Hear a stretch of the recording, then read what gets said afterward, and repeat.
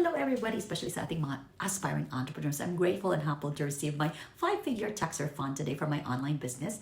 Katatapos na ng aking klase, dito pa ako sa school at habang nag-aantay ng time na umuwi, I got a bank notification na confirm na ang bank deposit ng aking value-added tax refund for my online business.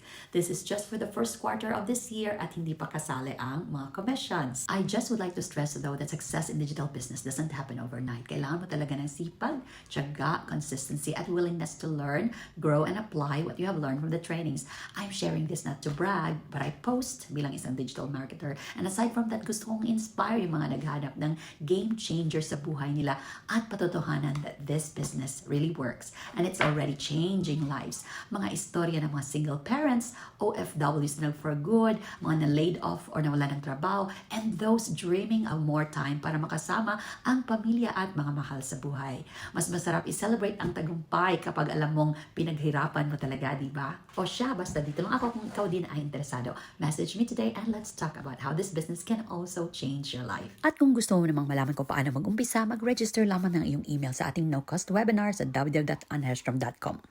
Thank you so much for watching. Kita-kits po tayo. Ingat po lagi. God bless us all.